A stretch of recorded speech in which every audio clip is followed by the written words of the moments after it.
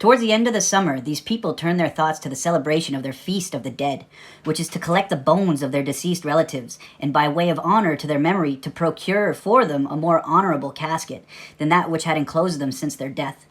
This solemnity among the nomad tribes up here had accompanied by rites of some importance, differing from those of our Hurons, which may be seen in previous relations, and it may perhaps be interesting to learn some further particulars about them, which I shall put down here. The day was appointed at the beginning of September for all of the confederated nations, who were invited thereto by envoys expressly sent.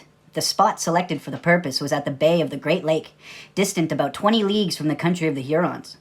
Having been invited to attend, I thought I ought to take advantage of the opportunity that God gave me to establish closer relations with these people as to secure in the future better means for the advancement of His glory among them. The numbers of persons present was about 2,000. Those of each nation before landing, in order to make their entry more imposing, form their canoes in a line and wait until others come to meet them. When the people are assembled, the chief stands in the middle of his canoe and states the object that has brought him hither. Thereupon each one throws away some portion of his goods to be scrambled for. Some articles float on the water while others sink to the bottom. The young men hasten to the spot. One will seize a mat, wrought as tapestries are in France, another a beaver skin, others will get a hatchet or a dish, or some porcelain beads or other articles, each according to his skill and the good fortune he may have. There is nothing but joy, cries, and public acclamations, to which the rocks surrounding the great lake return an echo that drowns all their voices. When the nations are assembled and divided, each in their own seats, beaver robes, skins of otter, of caribou, of wild cats, of moose, hatchets, kettles, porcelain beads, all things that are precious in this country are exhibited. Each chief of a nation presents his own gift to those who hold the feast, giving each present some name that best suited to it. After that, it was a pleasure characterized by nothing of savagery to witness in the midst of this barbarianism a ballet danced by 40 persons to the sounds of a voice and sort of a drum in such harmonious accord that they rendered all the tones that are most agreeable in music. The dance consisted of 3 parts. The first represented various encounters of enemies in single combat, one pursuing his foe hatchet in hand to give him the death blow, while at the same time he seems to receive it himself.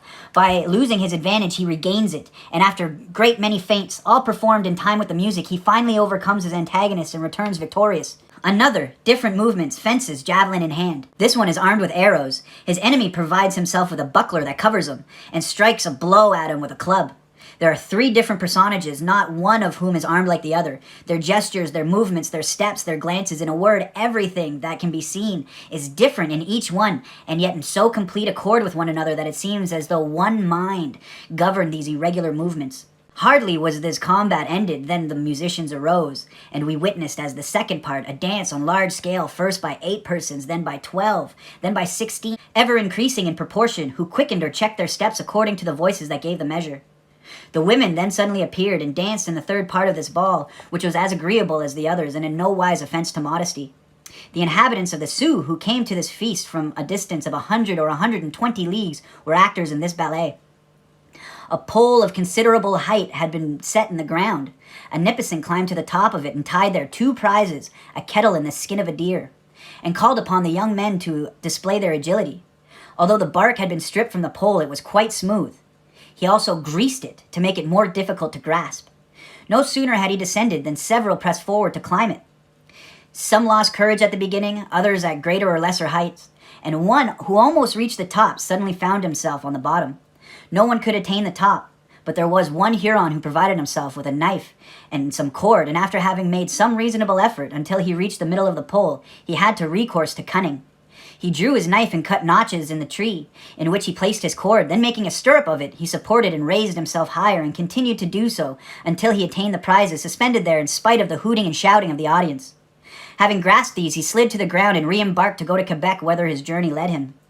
This unfair conduct led the Algonquin captains to make a public complaint, which was deemed reasonable, and the Hurons taxed themselves for a present of porcelain beads to repair this injustice which caused the souls of the deceased to weep. After this, the election of the Nipissing chiefs took place. When the votes were taken, the chief captain arose and called them each by name. They made their appearance, clothed in their finest robes. When they had received their commissions, they gave a largesse quantity of beaver skins and moose hides in order to make themselves known, and that they might be received with applause in their offices.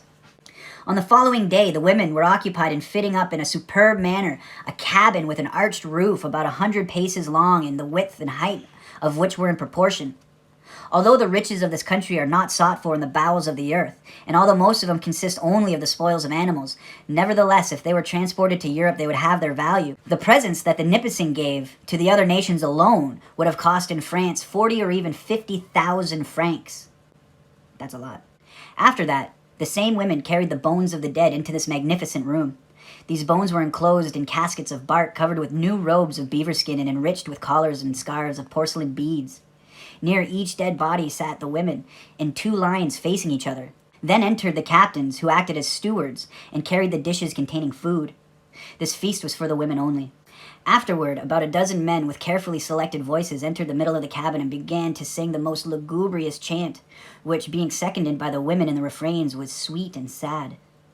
The gloom of the night conduced not a little to this mourning, and the darkness, lighted only by the flickering flames of 2 fires which had been kindled at each end of the cabin, received their wailings and sighs.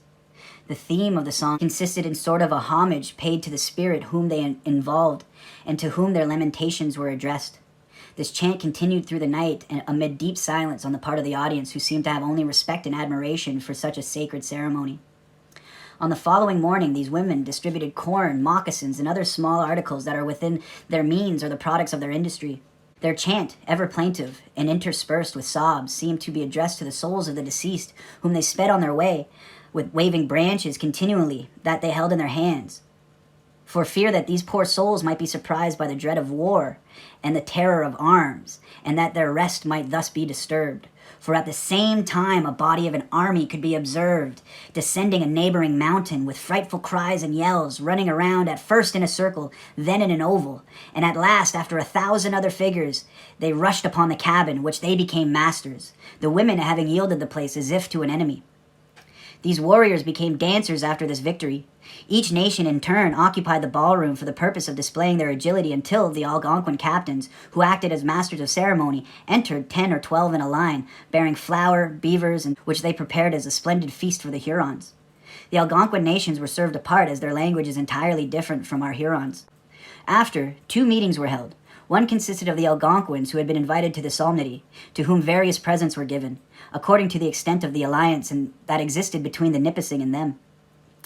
The bones of the dead were borne between the presents, given to the most intimate of friends, and were accompanied by the most precious robes and by collars of porcelain beads, which are the gold, the pearls, and the diamonds of this country.